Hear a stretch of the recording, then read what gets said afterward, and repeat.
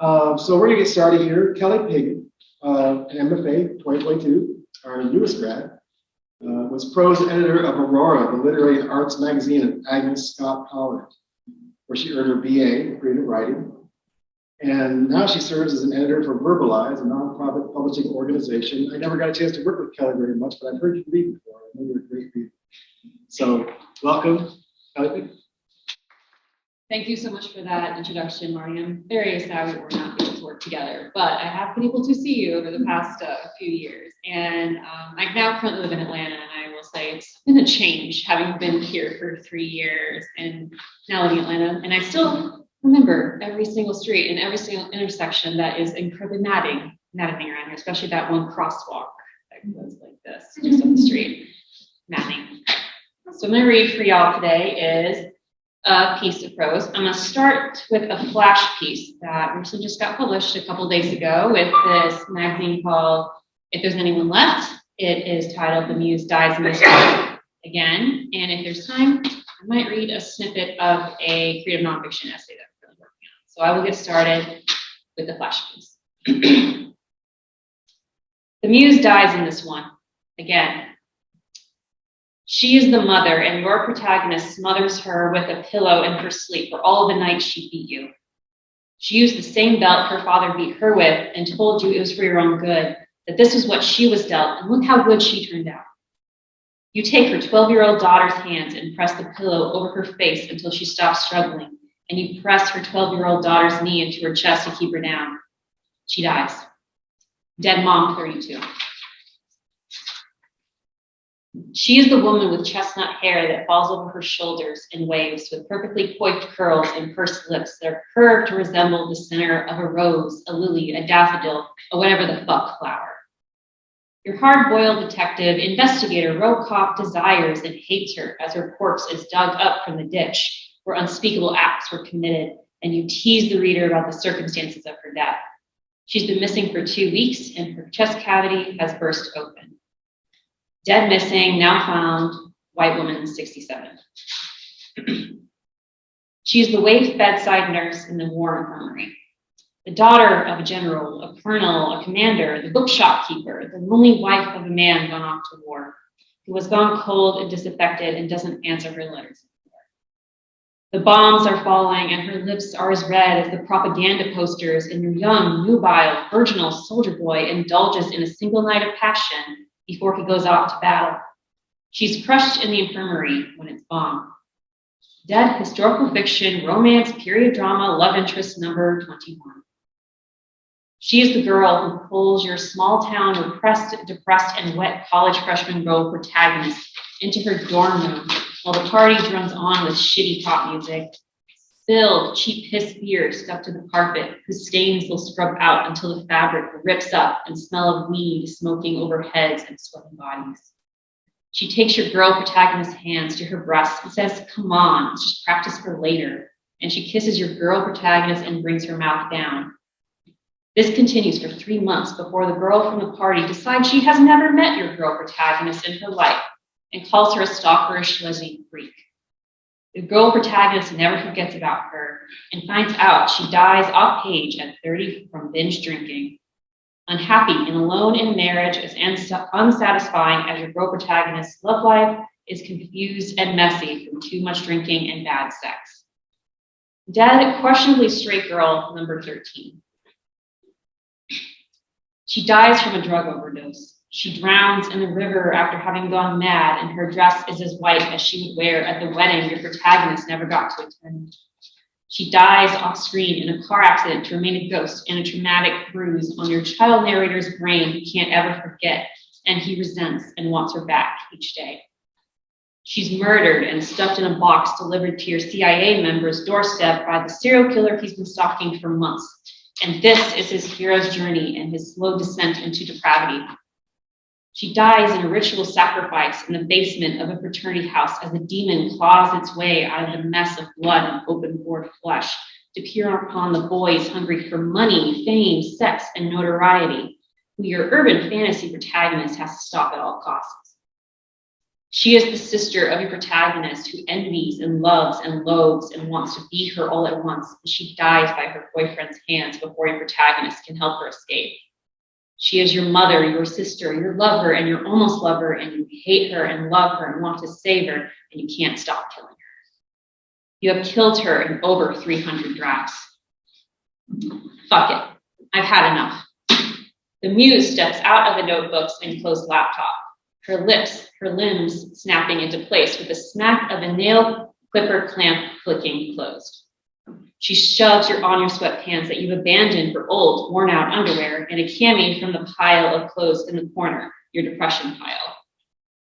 Your vibrator and a bottle of lube sit amongst the wrinkled pile.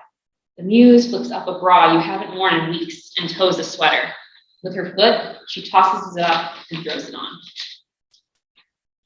Blood crusts along her mouth, bruised at the corner, and she scoffs while wiping it off with a thumb. She takes your cold cup of coffee and perks a thick, thin, non-existent eyebrow on her forehead. Her face changes with each blink, files on a projector. I'm starting to wonder if you actually like me or not. This repression shit is just not doing it for me anymore.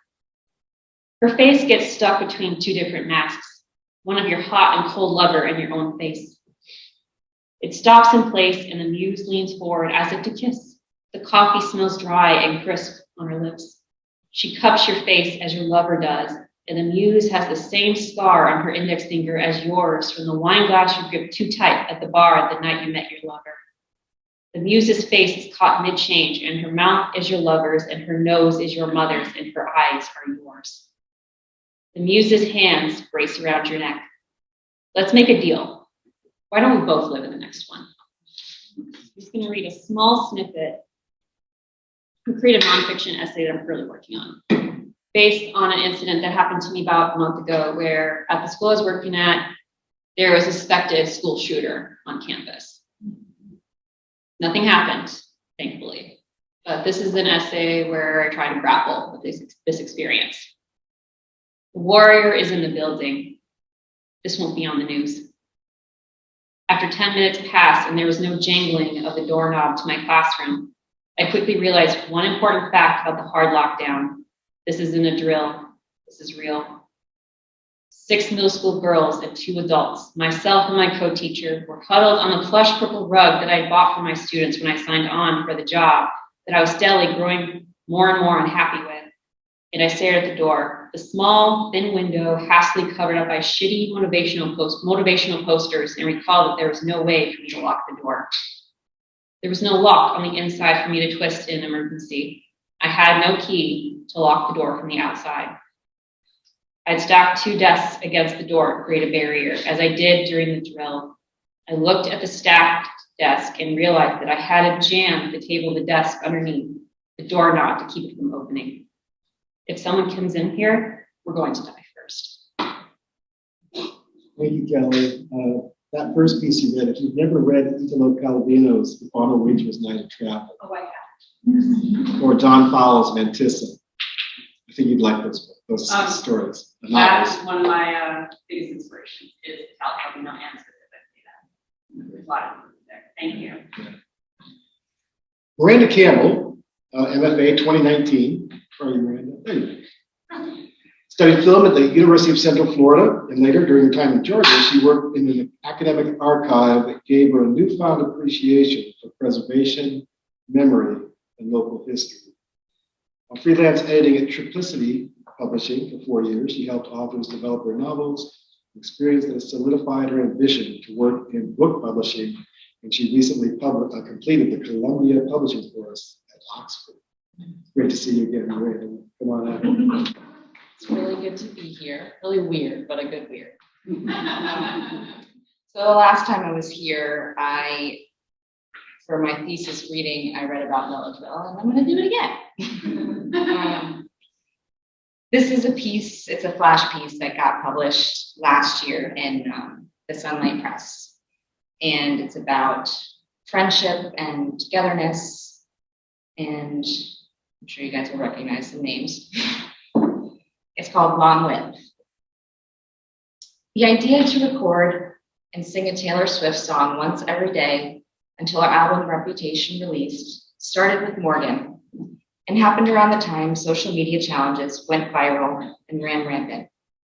Ice bucket, mannequin, bottle cap. We had Morgan, who could carry a tune more than anyone I knew, Julia, who missed playing guitar and embraced this new reason to play, and me, the girl who studied film in undergrad, so she said she could hold a phone camera and cinematograph. Anyone can hold a phone camera. Perhaps we were bored in Milledgeville. It wouldn't be the first time, but we relished it all the same. We called it the Taylor Swift Challenge, even though we were the only ones participating. 70 days worth of singing, recording videos in different spots around our small, unusual town that became home. One of my favorites took place in the local coffee shop Blackbird. The light was dim, no one in the basement, other than the three of us and two of our friends, to watch the amateur fulfilling show. They sang Style.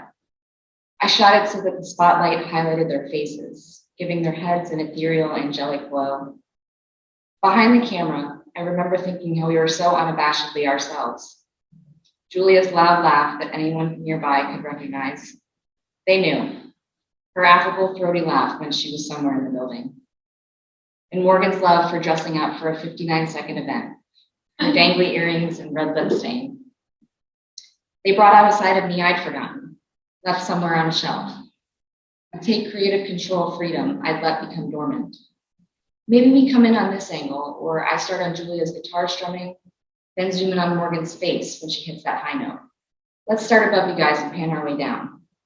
Simple suggestions they always stood behind, but then tweaked and shaped to make them their own, and above all, ours. We knew we wouldn't be young forever, and this allowed us to do just that, draw out our youth. We posted a video every day, knowing full well they wouldn't go anywhere important, how we'd probably lose social media followers because of our commitment, our annoyance. But it filled our meager days, our lives, with such simple pleasure that nothing else mattered. In these moments, we felt untouchable. We were sunlight. We recorded in countless places: the railroad tracks, the courtyard, the armory, on the front porch of Al Tequila, the corner of Allen's Market, many times because of its foolproof lighting, in front of the Coca-Cola sign on Hancock, my bedroom, where Morgan wore a baby pink bathrobe and a cheetah print headband, and I called her the fifth cheetah girl, the trunk of Morgan's Ford Escape, the front quad of Georgia College's scenic front campus, the large oaks whose branches bended and curved as if to embrace us. Down Hancock Street as I walked backwards, outside the Arts and Sciences building where Morgan and Julia sat on the fountain's edge singing Sparks Fly. After recording, we'd find pointless ways to delay, take pictures jumping, silly selfies, or just ask, should we do another take? Just in case. Finding reasons to avoid the quiet apartment, the stress of schoolwork. Why we never recorded on the back deck of Metropolis, the Greenway, or others on our list, I'll never know. Or somewhere on GMC's campus, a college where the three of us tutored English, a place that drew us closer. Perhaps we were our own worst enemies. Perhaps we let lousy, insignificant hangovers or boys get in the way. Or perhaps we were preserving these spaces, trying to hold them close and keep them safe. Because if we shared them on social media, they would no longer only be ours. I like to think this is why we'll go back, why we have to. Even though Morgan says she never will, a place she experienced too much heartbreak for 3 years, the place where I lost myself for a while but hoped I'd come out okay on the other end, a place in which Julia went back and forth with loving and hating, unsure of whether to stay or whether to go. We never recorded Long Live, a song I think the three of us felt chronicled these moments, these days of our lives. Perhaps not singing Long Live All the Magic We Made meant we could drag this out forever. Maybe we thought that doing so would bring an end to all of it, the distraction, the affinity, the magic. This is why I believe we'll always go back, or at least why we should. A place where each of us wished we could change parts of our lives, but a place that changed us without our noticing. The place where we grew up and learned how to love ourselves. Thank you. Well, Miranda, I'm guessing some of those challenges you did must have been after midnight. The what? Some of those challenges you did Oh. must have been after midnight. And then- So I think you should, if you have any of those on the phone, or Julia, make sure we see them at Metropolis. After this, we're going to Metropolis at 4 o'clock. So if you've got some, pull some up for us. All right. Scarlett Peterson, also an MFA from 2019. Scarlett, there you are. Is a poet, writer, editor, and teacher living in the Metro Atlanta area. Currently working on her PhD at Georgia State University. She is editor-in-chief of Exciting Literary Magazine, a poetry reader for 5 Points magazine, and a former assistant editor for poetry, arts, and letters. Her poetry and nonfiction has appeared or is forthcoming in many literary journals. I just chose 3. Pennsylvania English, Gargoyle Magazine, and the Counterclock Journal. Thank you so much, Scarlett. I'm going to start with one called Security Questions. It's written, unsurprisingly, in the style of security questions that we would answer online. So, security questions. What is the name of your birth town? How long did you live there? What is the name of the street you grew up on? How many were there? When did you lose count? What is your mother's maiden name? Where does she use it? What year did it change? How many does she have now? Do you share a name with your mother? Was loneliness your childhood pet? What elementary schools did you attend? How quickly can you pack a bedroom? Who was your childhood hero? Who held you down? What was the name of the city? Whose eyes are looking down on you? Where did your father touch you? How much can you remember? Whose stairs did you vomit on? How many siblings do you have? How long have you known them? What happened in your first car? Whose drugs did your mother do? List them in a sentence. Did she share them with you?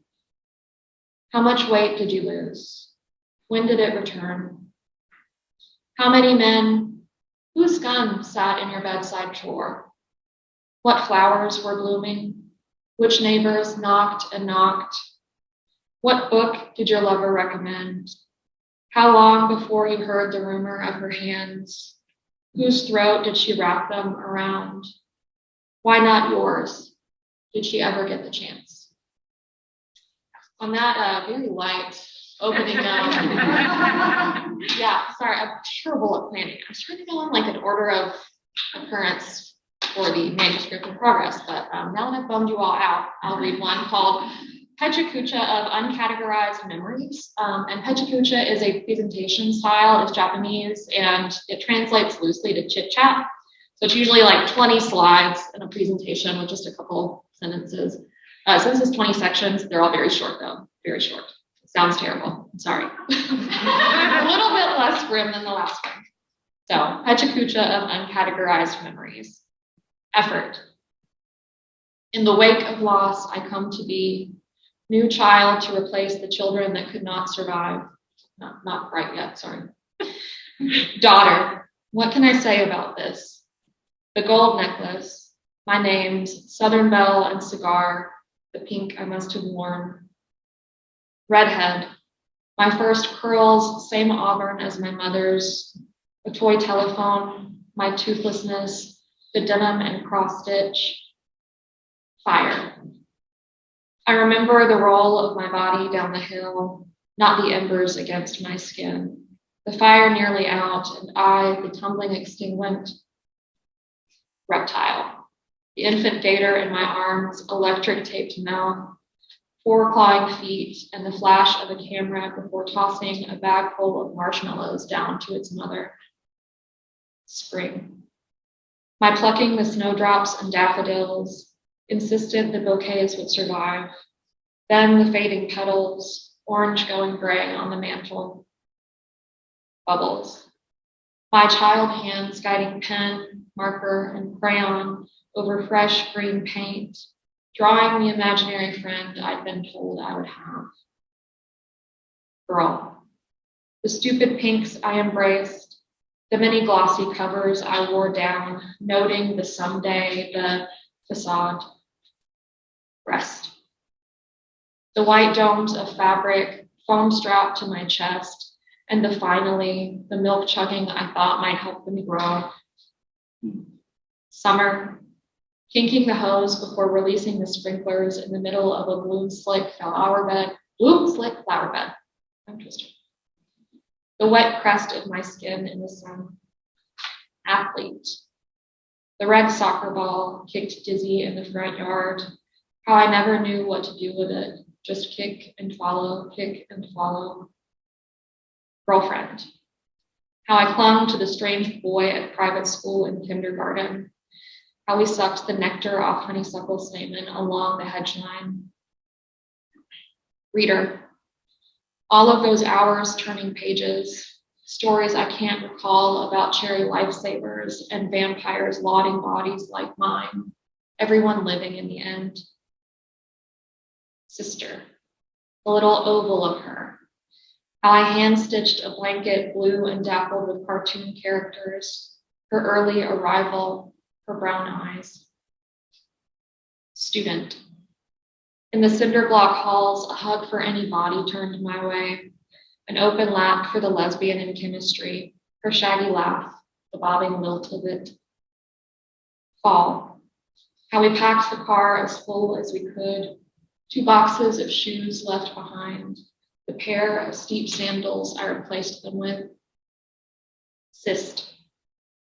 The rupture of it, the crying pain of a collapsing star in the ovary, white hot and sinister, a reminder, an origin story. Airplane.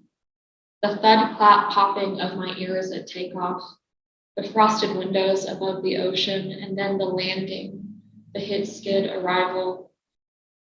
Woman. How I painted my eyes greener for the wedding, walked the cobblestones in a town I used to home call, the absence I surrendered. Excess. The flaying of me under the lights, markered incision points cut and reshaped. How I woke up lighter, less of something whole. How are we doing on time? Good, good. I will read one more, and it's pretty short. This one's called Late Revelations. It takes more than a decade to know why the tomboy and I hated each other from 5th grade forward. Her face popping up in my people you may know, alongside another woman's, like my profile picture, my lover laughing. Look, I think, at all we saw in each other. So early, that half of ourselves that we hated. How easy to recognize it elsewhere before seeing it in the self. How easy to hate what you are before you know it. Thank you so much, Scarlett. Of all of the alumni here today, I think I've had a chance to work most with you in the last few years. And it's been so great to watch you grow, what's happening with your work. Thank you so much. Thank you, Martin. Our next reader is Kelly Quinn, who has a bachelor's degree in 2017.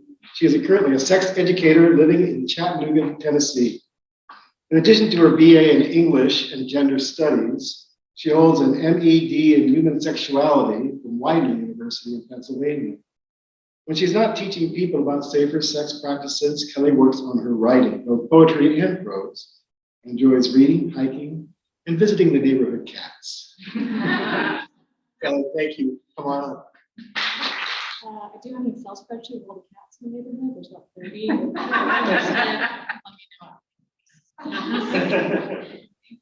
All right. It'll be hard to go after you, Scarlett, but do my best. This is called La stessa lingua. In Italian, that means the same language. Tongues tripping over foreign words, dripping from familiar lips. Pauses between your question and my answer. Mispronounced words slurring through wine and lust. Not bad, yeah. Half-whispered words remembered from an old Spanish dictionary. We talk like children, missing conjunctions and home. Your tongue learned the words for yes, please, harder, more. Your hands transcribing each letter into my skin, until you could read my goosebumps beneath your fingertips. And our bodies folded together created meaning in the absence of voices when neither knew the word except in our own minds. We learned what exists in the space between two bodies, and while I straddled your native tongue with mine, I felt the words on your lips and tried to translate. But we all fuck in the same language, and that night we were fluent. You leave, and I ache to learn I love you in every language, so that when I see you again, I can tell you in as many words as my mouth can hold, and only then, when I have exhausted them all, will you know the weight of my love.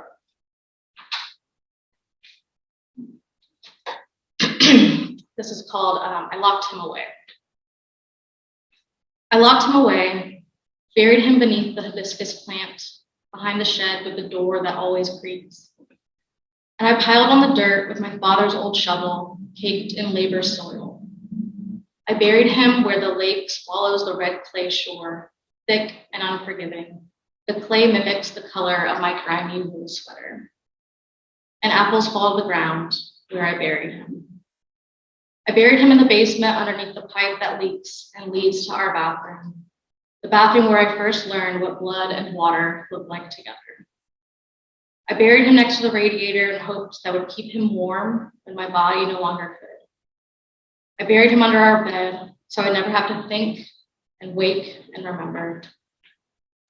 I buried him behind the shed with my father's old shovel so I no longer had to look at the box on my mantle, letters spelling out a name I spent months practicing and writing and believing, but it didn't matter. It never did. This one I wrote for a girl that broke up with me here a month ago. We cried, but we're good. So I wrote this to her, I wrote it on like letters and then sent it to her, but you know, it came out good, I guess. We've loved before this, felt the heart beating, bursting. And it's not easy or gentle or weak. We don't have to empty ourselves to feel loved. But I want you to pour yourself into me.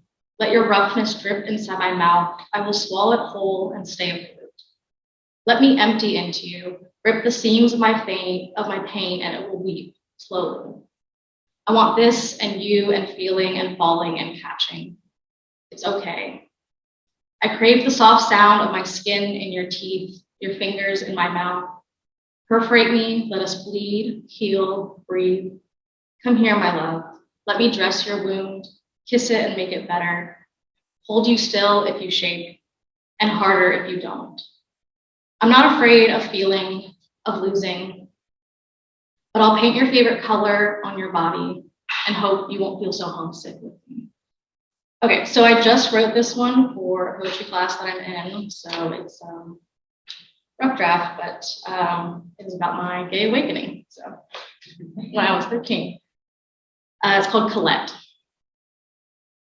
Dark trees, hiding. Pink North Face jacket with the yellow highlighter stain someone thought was snot. It rubs between us. It was Summer's birthday. It was February 4th. It was 2008. It was cold. My arms around the tree, hiding. Colette's arms around me, giggling. She said she was cold, shivering. Pressed against bark, her back pressed against me. I've never played manhunt before. She slides her hands into my pockets. I watch her breath in the moonlight as she asks if this is okay. I do not breathe. I do not speak. I was learning how to smile. I was learning how to hide. The fear of the throb in my pants, the churning in my stomach, the fear of her warmth, the sounds of the others looking for us, and the feel of her breath on the back of my neck, and the coldness when she lets go. I went into the bathroom to fix my hair. I had braces. I peed my pants from laughing too hard.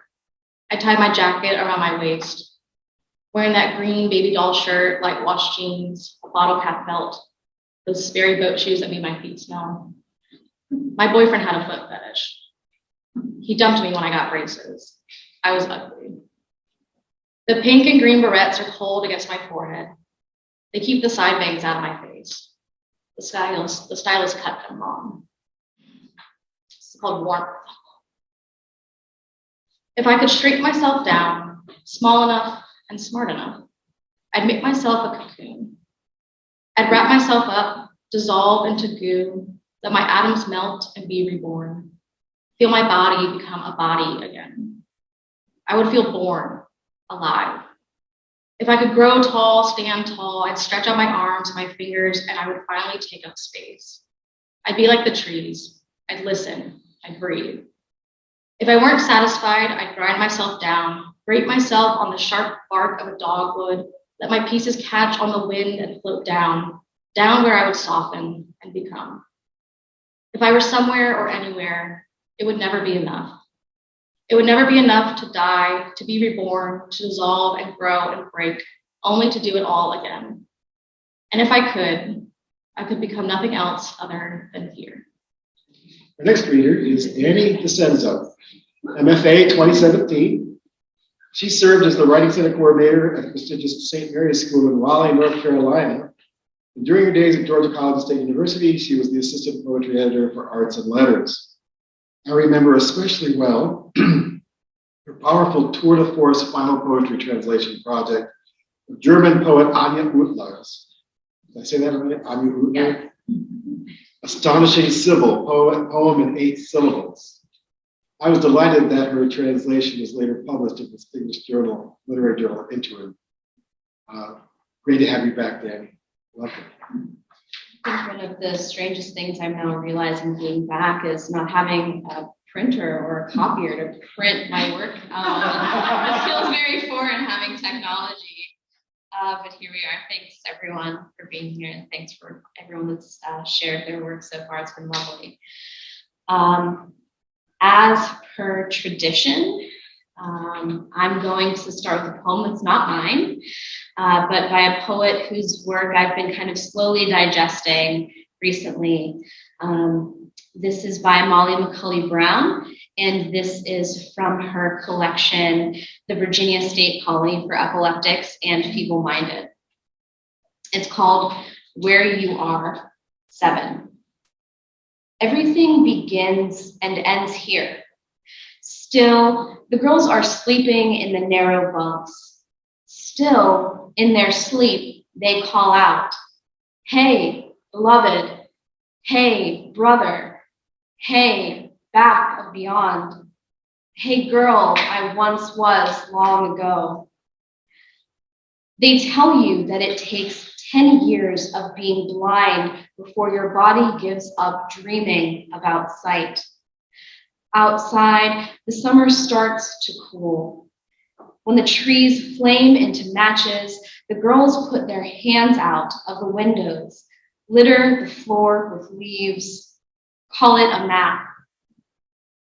The birch trees' sharp leaves make one continent. The dogwoods make another. At night, before inspection, they gather them up in armfuls and throw the whole world out the window. My second poem will actually be the translation that Marty referenced. It's a translation of a German poem called Sybil by Anja Utlar. And for, I guess, clarification, the syllables are just references to the stanzas, or the beats, I suppose, of the poem. Sybil, poem in 8 syllables. Sybil, in cinders, Sybil, a trunk. The birds incinerate, but God has come. Marina Tsveteva. She has touched the grains with her barren eye, barren mouth, enkindled. Sybil, she shudders, she glows. Sand pricks the knolls of her fingers, her tongue, sparks in the body, sputters up. She staggers, Sybil, lapses into trickles of sandfall. She crashes, myriad of pores, filches through drifts, through Sybil the sun, becomes storm. Sun, she murmurs, she spits, knows an end will not come, is burst, opened, Sybil. A splinter of flesh she is, bleeding still. Fissures, sunders and slivers, Sybil lips stalks, lignin, gilly, slices of light, dripping, she screeches it, swells up. Sybil so, she yawn and ohs, vocal folds, swing lips, they scrape, rasp over limestone, scrub tear, a crater from basin to crop, the maw Sybil, she oscillates, shakes. Shaking is the quiver Sybil, spasm, heave. In sand eddies, the air eddies, bruises. She throws out, her joint buckles, whimpers to, sand spits, she consumes, ripples pines, uprooted jaws she cripples. Sybil she billows up, turns up cliff, hiss is spume, blow, from the pores spit, out, spray Sybil, syllabants vacate, ebbs, bulk of her flooding, moans on. She dizzied Sybil, she dislocates into heat waves, hisses, she purr, slough, sump to thigh, slick, wets of reed belt, licks, gurgle she, snake, tongue, slurries in, coos. And silence, just weather scent, fire, clear the land hears, after the rustling rots, cloven root stumps, pulpy hollows, probe throes of skin, rakes over the scaled soles and crackles out. And my last poem is titled Dear Elizabeth Smart. It's from a larger series of poems dancing in and around persona about Elizabeth Smart and about my own relationship with being a vulnerable woman and the body. Dear Elizabeth Smart, I read in a book review that you wrote my story with a ghost. Days after hearing your voice, I am haunted and frantically write you in a pocket notebook, afraid of forgetting. My knees are folded to my chest. I can't stop rocking, can't cling to you steadfastly enough from the seat of my car on the way to the animal clinic. The tree caps ascend beyond the guardrails, ashen and turning in the wind and sun. The world all ugly until I catch sight of my sick dog in the side mirror, the rush of wind through the windows flicking back her fur and tongue.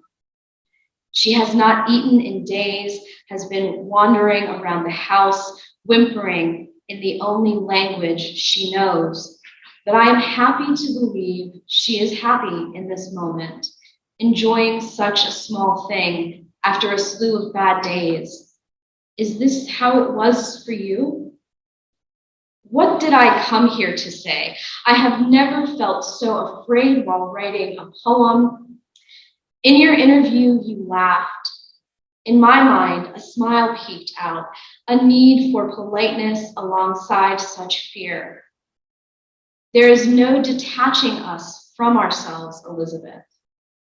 Tell me I'm wrong if I'm wrong. Tell me I won't understand, even if I write to you my whole life. Tell me I'm not safe, or I'll worry. I came here to say what's hard to say. There is no fear without God, or dogs, or mothers. There is no Elizabeth, no me to rush to cling to if we are alone. When I am beside you, I am myself. My fear, Elizabeth, when you are nowhere. Thank you. Well, I'm just so glad you read that civil poem. Thank you so much. I love that translation. I'll never forget that. Thank you. Shannon Skelton is our veteran. She graduated with her MFA in 2016. She also holds an MAE in English education as well as her MFA here in fiction.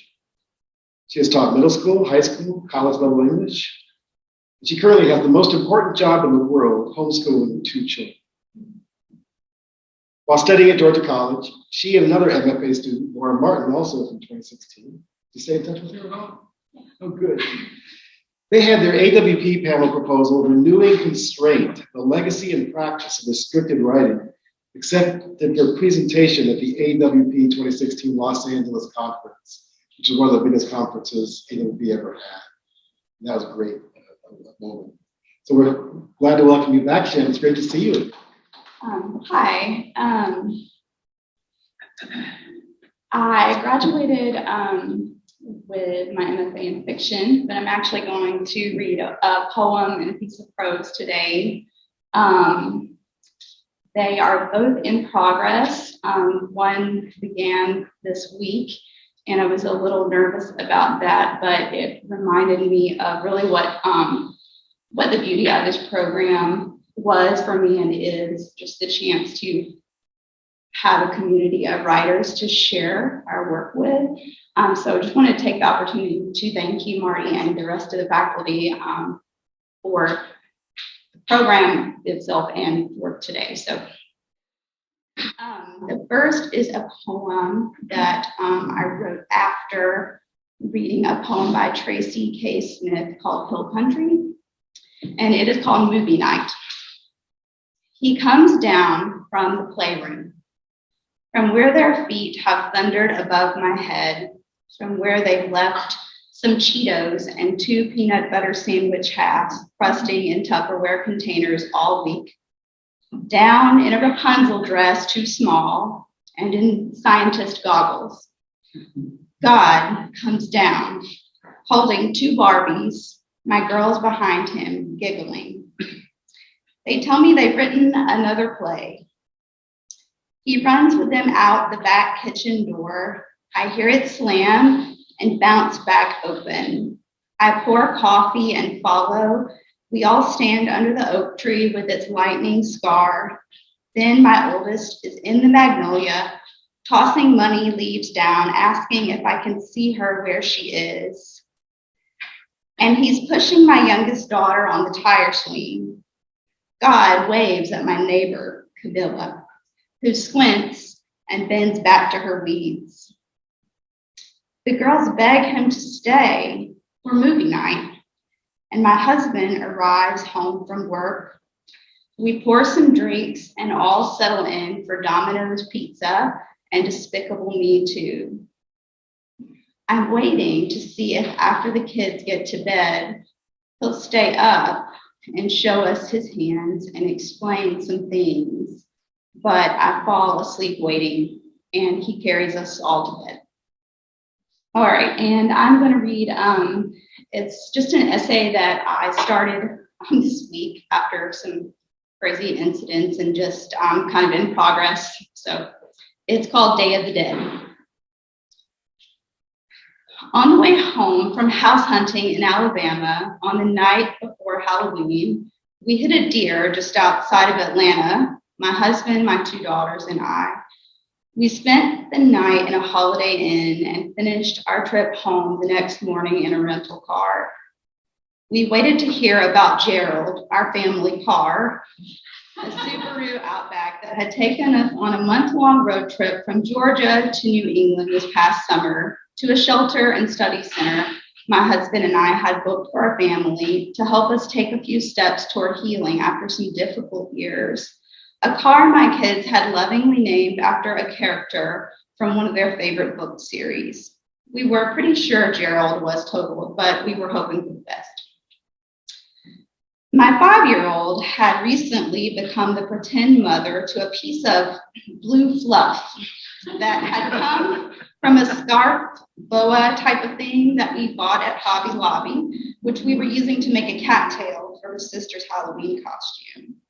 She named the piece of fluff or fuzz Flare, and because it floated and drifted around the house, she had been running around after it like an exasperated parent, yelling, "Flare, you come here. You come here now. I said, come here now, Flare."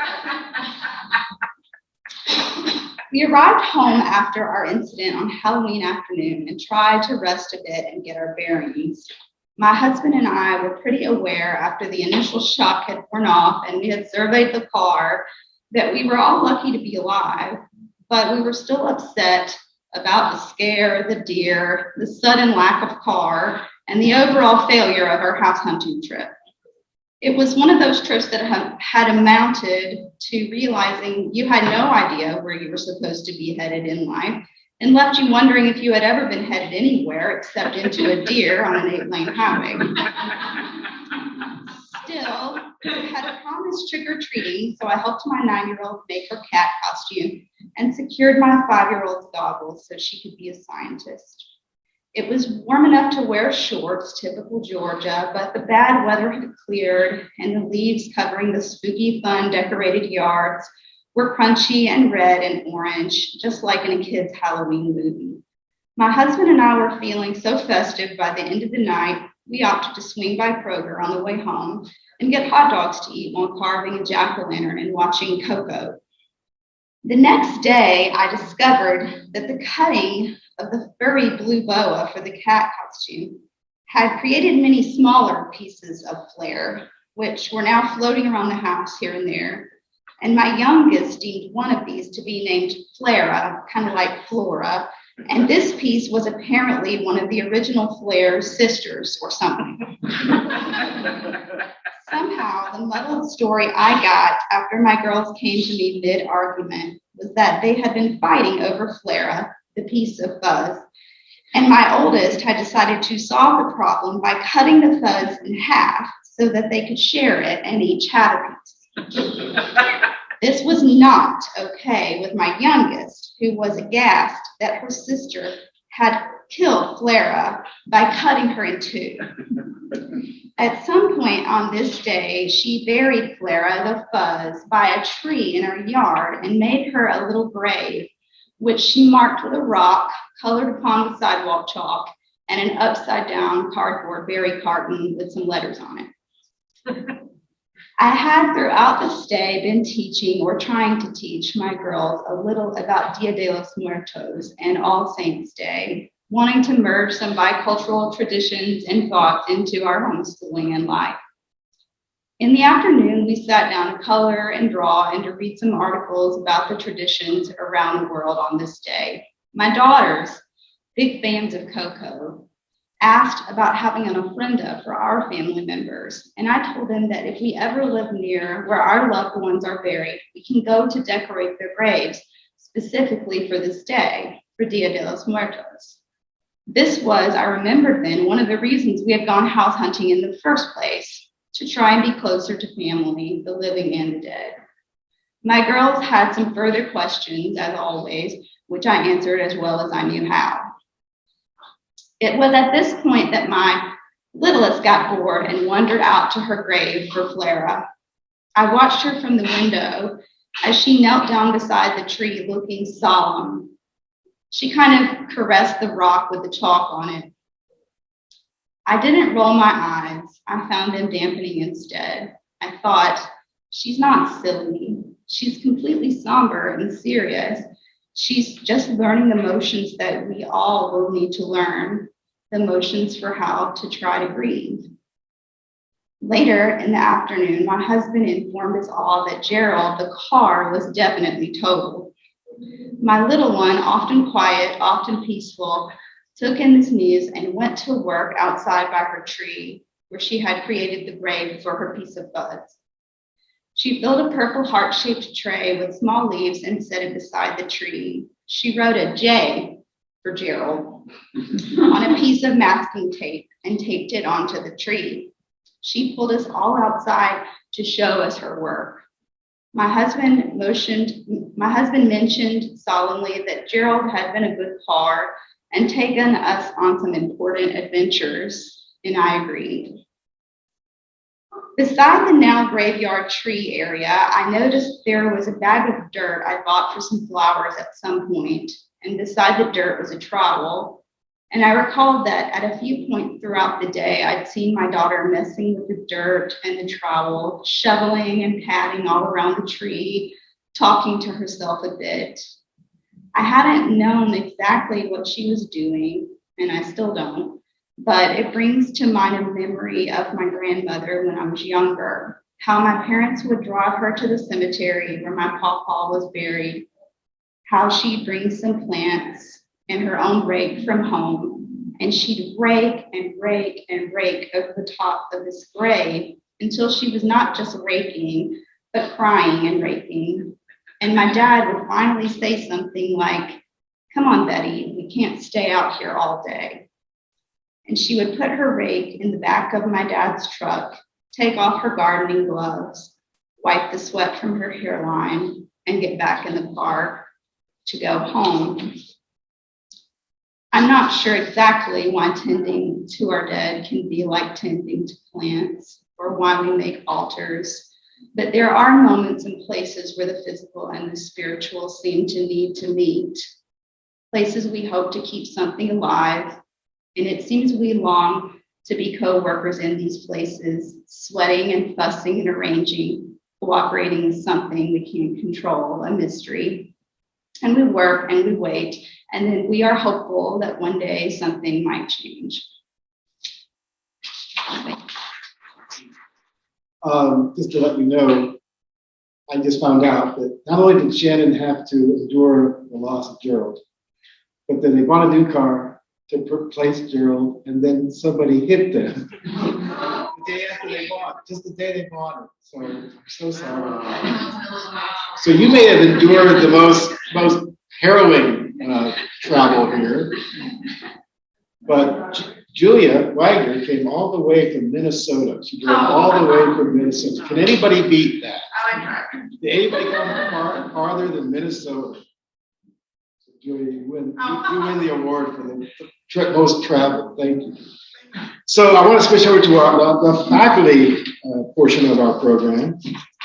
And since our time is running short, we're actually right on time there. Let's get started. Real briefly, I'm going to start with Carrie Neville and Carrie James Evans, two of our more recent.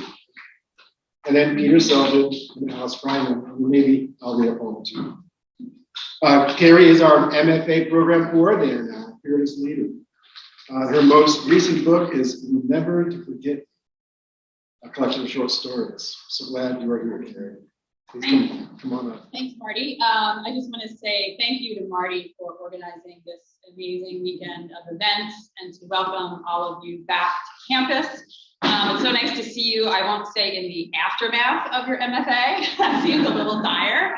And maybe afterward, yours not the right word either. Maybe after WORD or after more the MFA, right? Because you're all out doing wonderful things and living your life.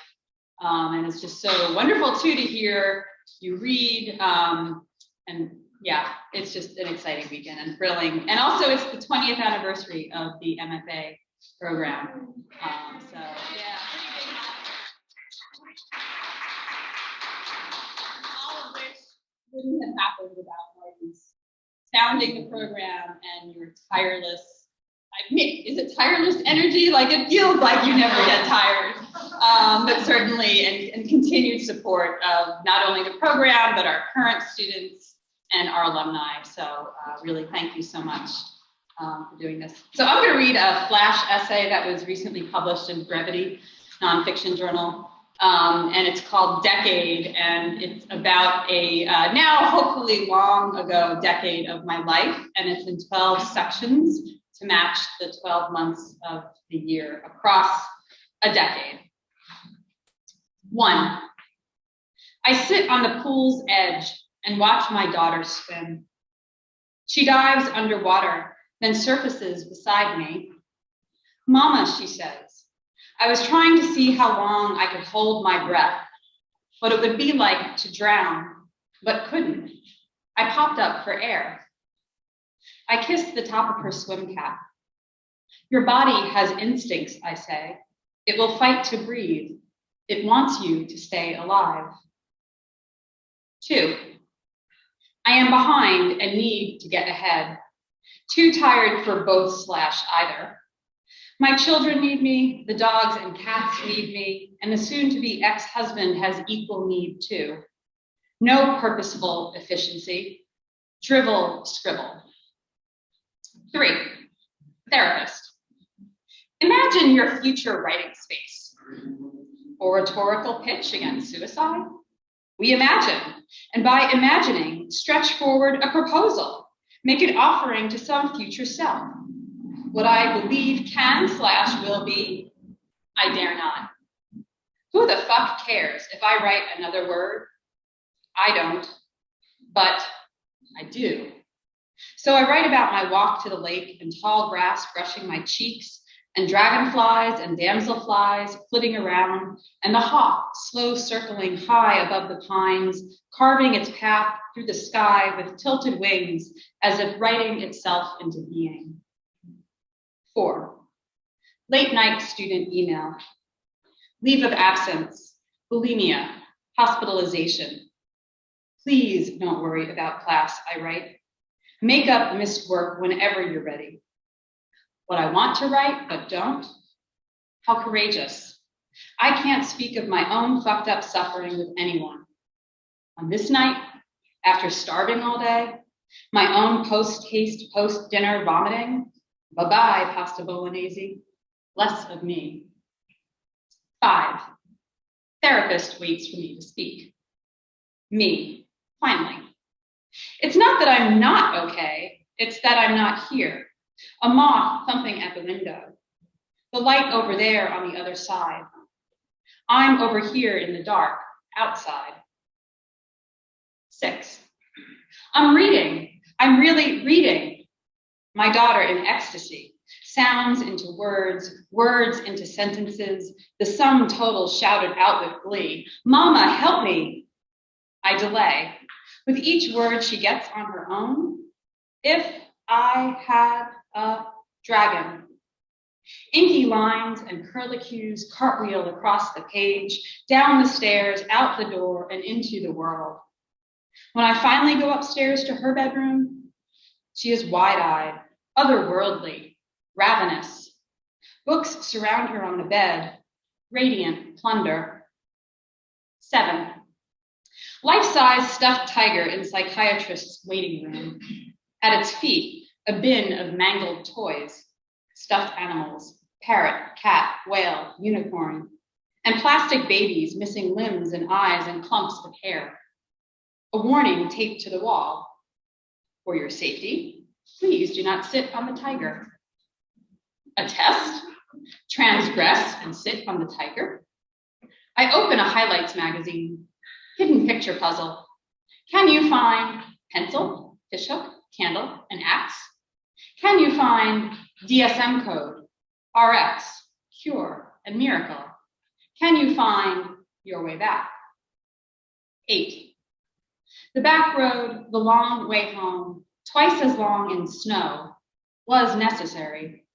Enough time to finish the argument started in the therapist's office.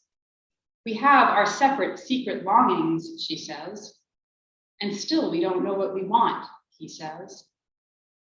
9, my son tapes paper scraps together, then draws pictures and rushes to find me. Mama, you write my story, he pleads. I stop unloading the dishwasher, stop folding laundry, stop vacuuming, put away whatever it is that I am doing. He whips out sentences so fast I can't keep up. Witches, werewolves, and walks through dark forests, then begs me to read his story again and again. He knows the plot, but that linear progression of letters that are words that are written stories surprise him each time. Mine, me, here. 10, therapist. My brother died today. I hate funerals. Promise me that you'll live. Me. I'll try. Therapist. Will live. Will say yes. 11. My son reads aloud from his 100+ page story, The Dark Lands. Quote, there's solid memory and there's liquid memory. He does not elaborate.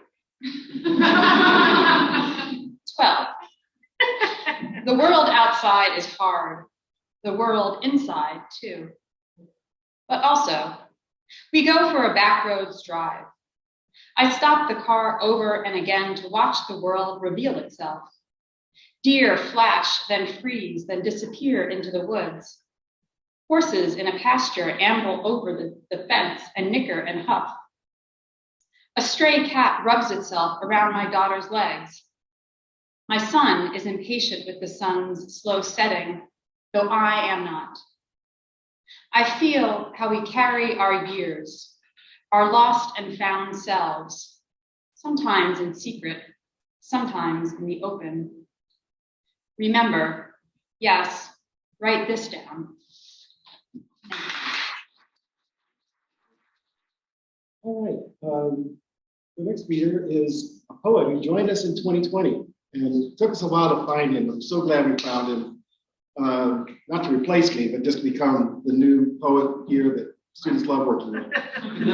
Anyway, he joined us in 2020. His most recent book is Bangalore, collection of poems from Copper Canyon. So welcome, Kerry James Evans. Thank you. Could never replace you. Ever. Should try. No, You're sick. absolutely. It's so good to see y'all. And I know a lot, I see a lot of familiar faces. And those of you I don't know, I'm happy to be a part of this community, which is 20 years old, right? And I've been here, I'm in my third year now, and I feel so grateful to be here. And I feel so welcome. I've got the best friends in the world. So in that spirit, I'm going to read 2 poems that I've written since I've moved to Milledgeville. These are drafts. I don't know if they're poems yet, but I'm still working on them. But I'll start with a spring poem, and then I'll read a fall poem. This first one's called Self-Portrait as Peach Orchard. And it gets a little loosey-goosey. Kind of gets a little weird. Just go with it. Like it's often, yeah. Absolutely. By orchard, I mean one peach tree in late March. Rosy blossoms spanning out in the yard at the edge of town, where pizza has found its way to a retired couple sick of leftovers. They hand the driver a check, which he cannot take. They pay cash, under tip. They fold their soggy slices, eat. One blames the other. They promise to make better choices for the rest of the week. That evening, the other makes the Ben & Jerry's run. By self-portrait, I mean associative dissonance. I mean a handful of ibuprofen after running no more than 1 mile this morning.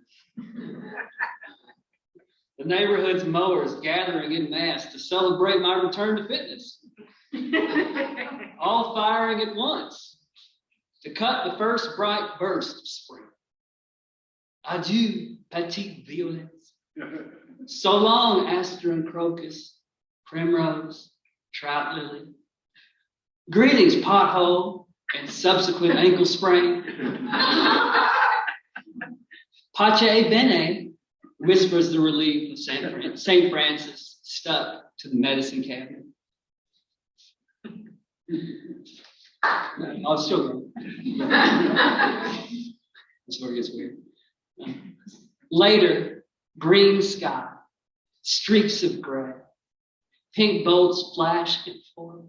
Rain for days, and the ditch kitties with nowhere to go. They swish their tails, blink into parallel universes, eat salmon from marble bowls and tall-windowed, pillowy mansions.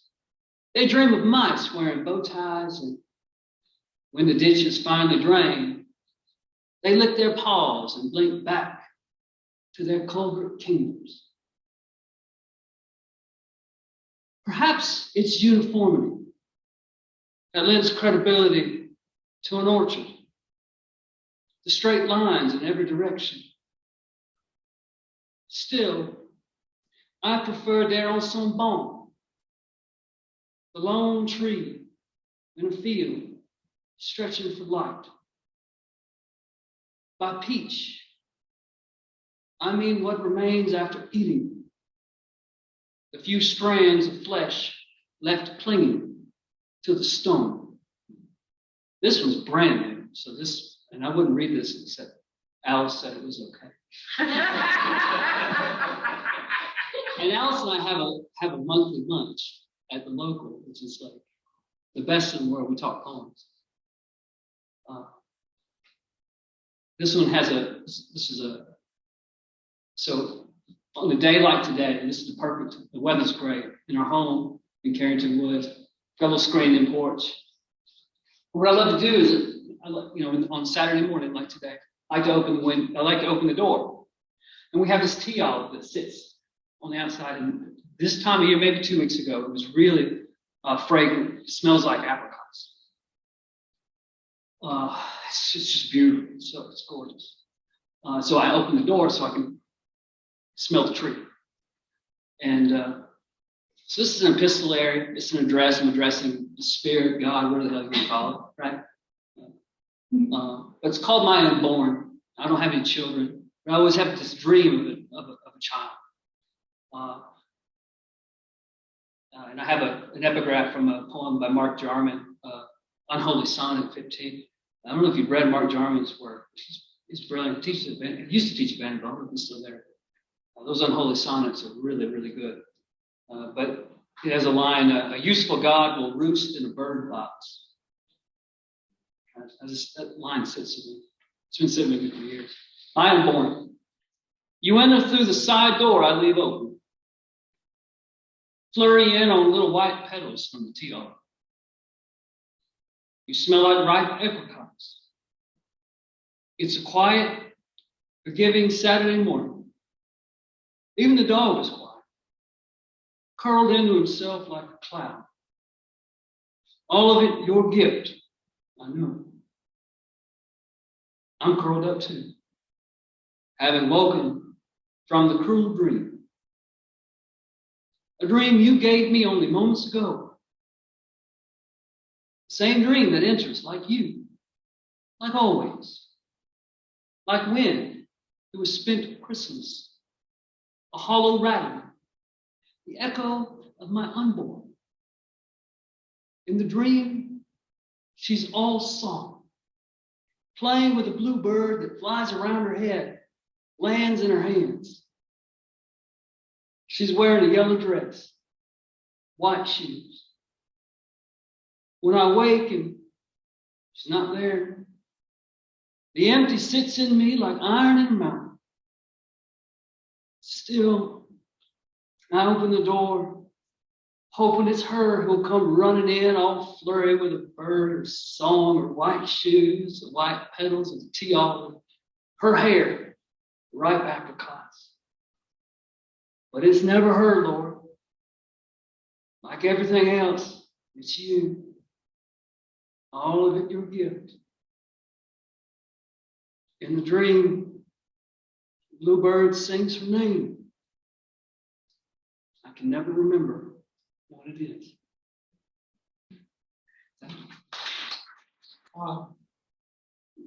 Peter joined the program full-time in 2012 after he was here actually for a year in a part-time, 1 year visiting role. So it was great you came back. Thank you, and that you stayed all this time. We're so happy about that. He's a writer of fiction and nonfiction and other books and art as an artist, so many different things. You're a Renaissance man, can I say? His most recent novel is Duplicity. Everybody, please welcome yourself. Thanks, Marty. Thank you all for being here. Marty, thank you for doing this and for doing this, the whole thing. Go ahead. Marty. As Marty indicated, before coming here, before throwing my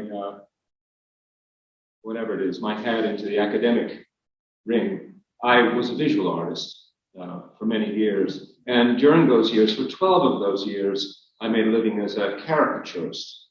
And what do you know? I wrote an essay about it. So I'm going to read part of that.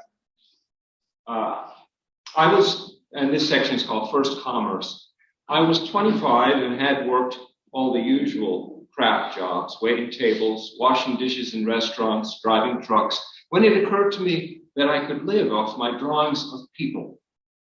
The Soho bar where I washed dishes hired only struggling artists. It had an open kitchen. During slow periods on the backs of yellow bar dupes, I would sketch the patrons sitting at the far end of the bar. We would tape the results up on the wall next to the chalk menu. And one day a customer asked one of the owners who had done the sketches. The boss pointed to me. The customer, a fashion designer, hired me to draw people at a party he was giving. He paid me $30 an hour, 10 times my pearl diving wage. I made $100 that night. A fluke, I thought. But then a few months later, working at another job, this one at a coffee shop in Midtown, something similar happened. Out of boredom, I had started drawing our customers, putting their faces on display. It gave us all a laugh. My boss, Mr. Cheswick, didn't mind. He considered it good PR. One day, a woman came into the shop, pointed to a sketch of mine and said, "How much?" I turned to Cheswick, who held up 5 fingers. I did her caricature, put it in a bag, rang up the sale. A short while later, I put an ad in New York Magazine's classified section under entertainers. The good, the bad, the beautiful. Fabulous Faces by Peter Selgin. At the coffee shop, in Mr. Cheswick's absence, I fashioned a brochure that I mailed to potential clients. Soon I got my first job at a wedding reception in New Jersey. I had to rent a tuxedo. After subtracting for it and the rent-a-car, I netted about $50. Still, I was launched. Drawing an income. For the next 10 years, I drew people at birthday parties, weddings, anniversaries, corporate events, and bar and bat mitzvahs. I worked at Sardi's, the Rainbow Room, Four Seasons, Tavern on the Green, 21, Windows of the World. I was flown first class to cities as far as Los Angeles, where at a pool party in Beverly Hills, stars lined up for their likenesses. I drew my way across the Atlantic and back on the QE2, where I sketched off the officers on the bridge. When I sketched the captain in water up to his waist, he said with a stiff British upper lip, "Don't like the look of that."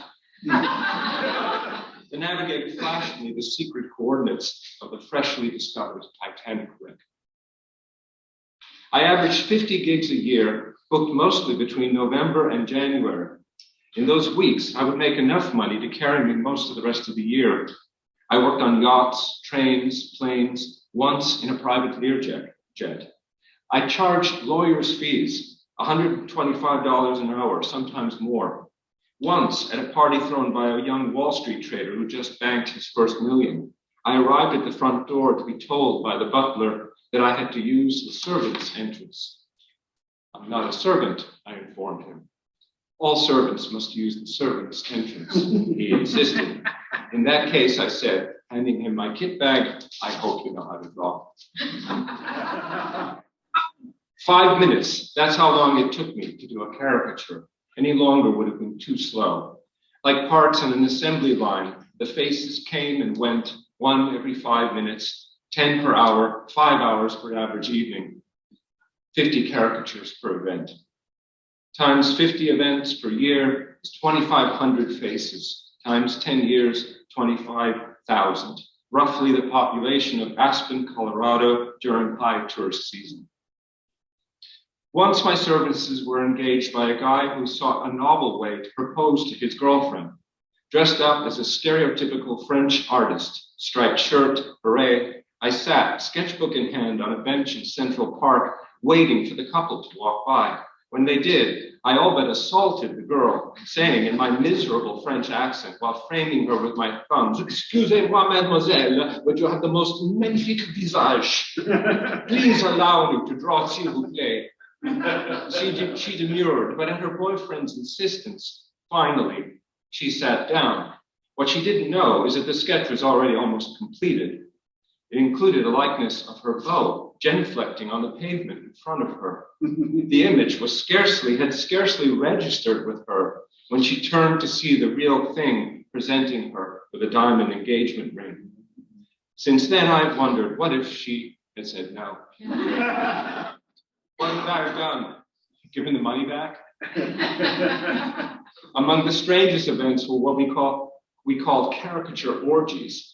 A dozen party caricatures, the best in town, herded into a ballroom at the Ritz-Carlton or the St. Regis, set up at individual work stages. Then we would open the floodgates and our subjects would pour in by the hundreds, usually Japanese businessmen, would spend the whole party lining up at each of our stations, getting their caricatures done, collecting as many as they could.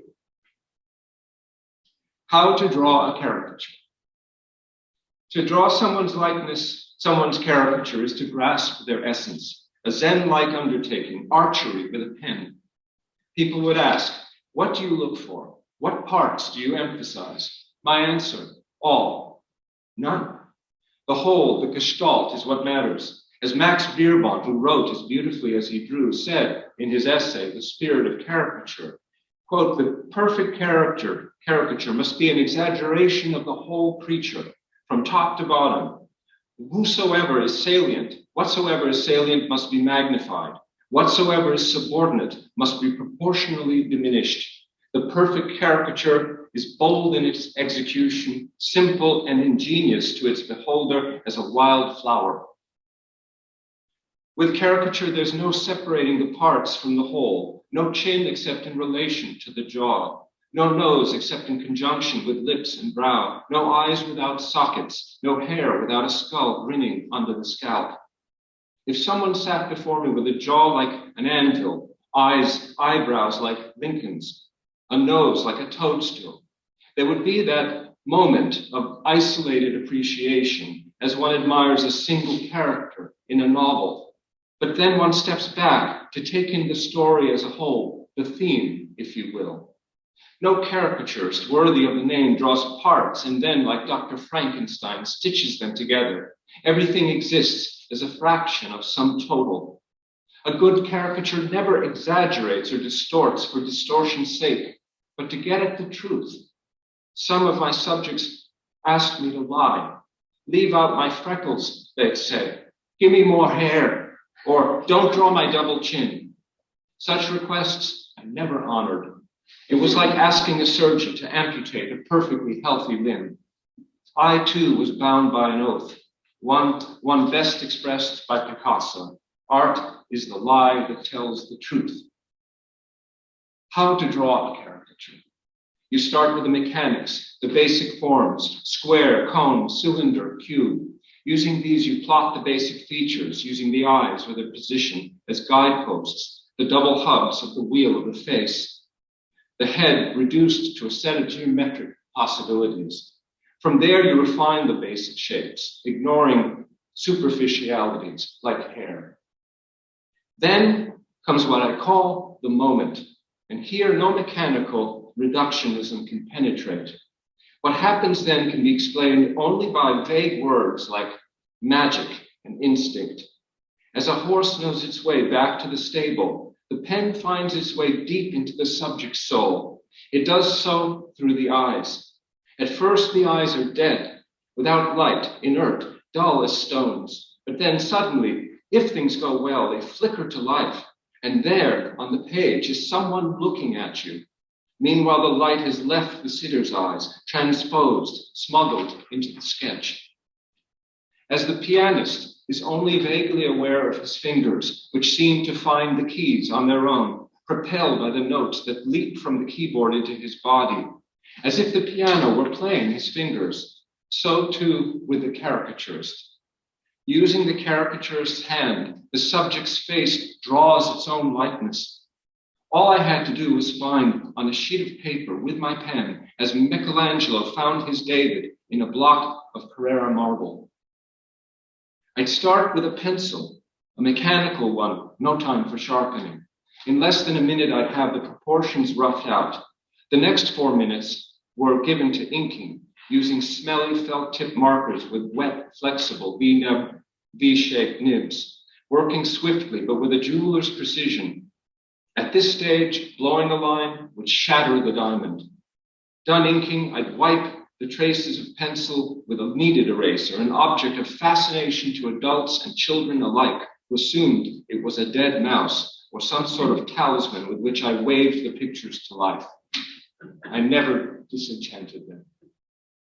Then I would show them the result. This was my favorite part. Seeing the faces I had just drawn light up first with surprise and shock, and then, hopefully, with a smile as they recognized and laughed at themselves. To see people laughing at themselves is to see them truly happy, freed from the weight of self-importance that bears down on them through most of their days.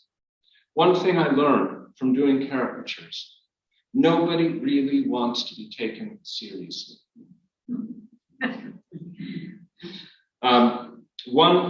Sorry, I can't read my own handwriting.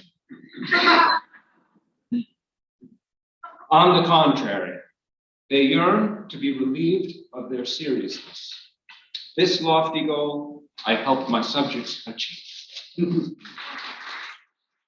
Thank you, Peter. If anybody ever sat next to Peter at meetings, you know he loves to do drawings like that. He's always doodling on his notepad as he's taking notes. I think you did me more than once.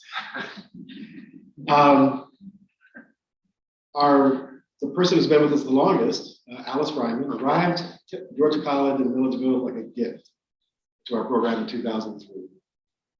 She was our poet in residence for all those many years before she retired. And she is the author of many award-winning volumes of poetry, most recently, Blood Weather. So please welcome Alice Fry. When Bruce and I moved here in 2003, I went to visit Marty. And I said to him, I do not want a job.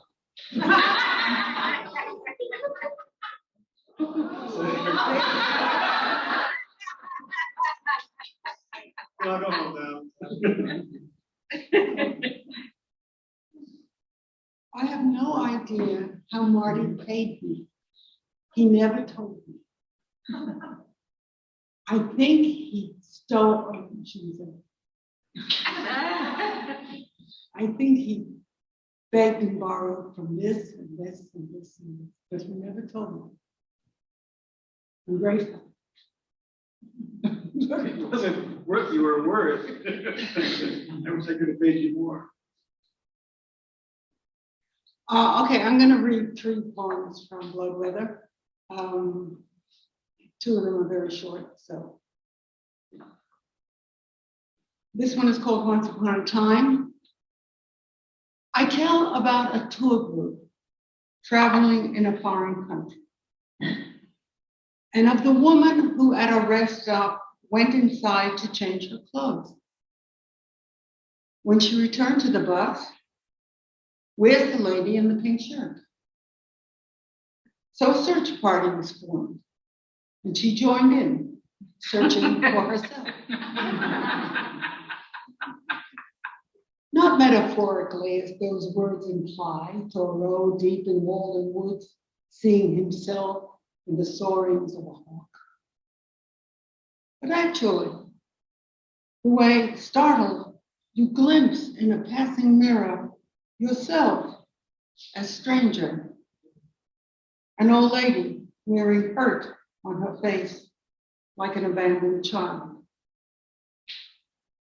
The question is, did she find herself? Or did somebody suddenly turn and say, you're it? You, the person everyone's looking for. Isn't that what we all want? To be the person everyone's looking for?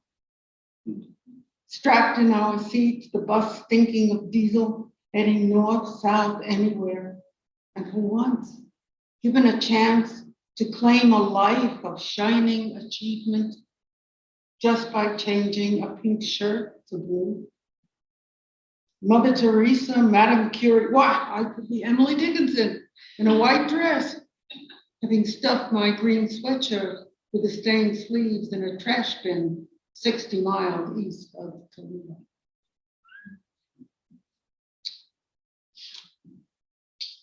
One of my friends is a cowboy, a real honest to God cowboy. And he owns a ranch in Florida. And he sends me information about cows. Now you can tell by the funny way I talk. I'm from New York City, I don't know from cows. So he sends me all this interesting stuff. And this is called Dumped at Heaven's Gate. When a hurricane spirals down, spinning like an unhooked tongue, shrieking in the wind's wet lungs, beheading trees and cracking open the sky. Pregnant cows in the field let down their calves. Whether the cause is barometric pressure or the trauma of a bovine nightmare, the legs buckle and the great spasms of the uterine walls begin. All day and into the night, hit by a fury of flying leaves and limbs, she labors. A 1,500-pound bellow nailed to the spot. All the world's misery concentrated in that heaving flesh. That drenched monolith, quiver, and rolling eyes.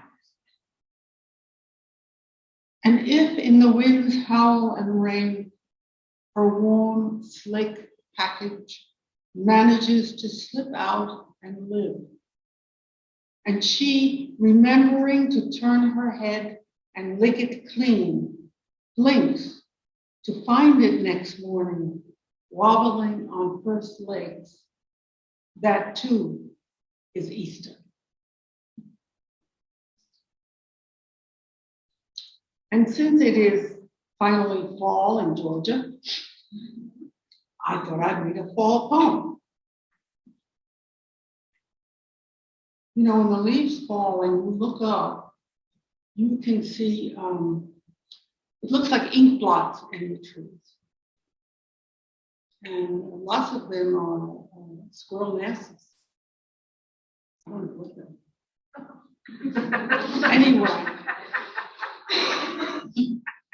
you don't have things like that over here.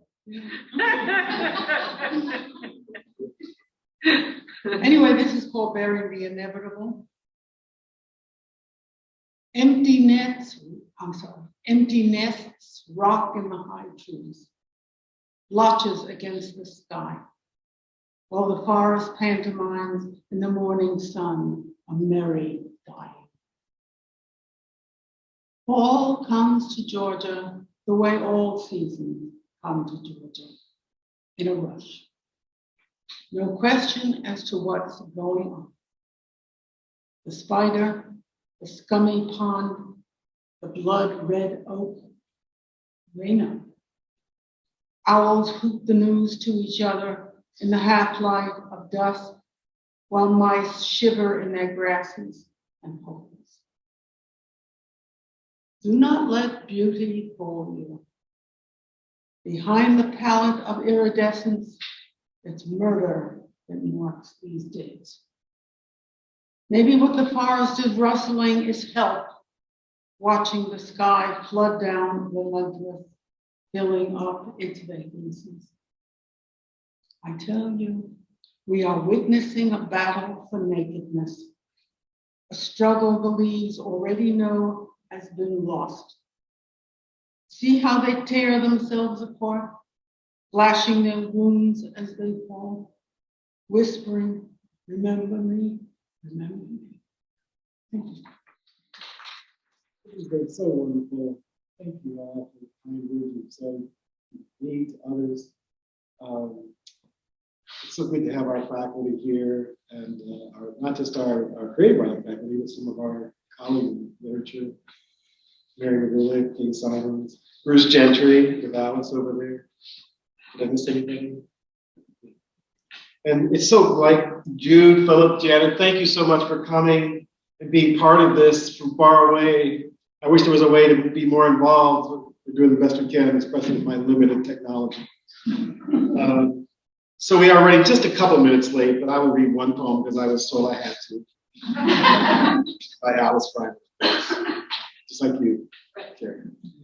So this poem is part of a series of new, shorter poems, very lyric, some funny, some not so funny. But they're all about little things, words that I thought about. Peter, I'm going to write smithereens. You told me to write a poem about smithereens, which I'm really looking forward to. But this is the first word I came up with, and it's skosh. And a lot of people don't know that word. Do you know that word? Just a skosh? Yeah. I thought it was German, but it's not. It's Japanese.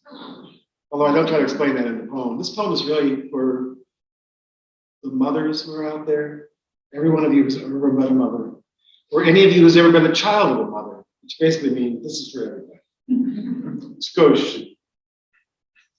Growing up, I heard my mother say, just a skosh more of this or that.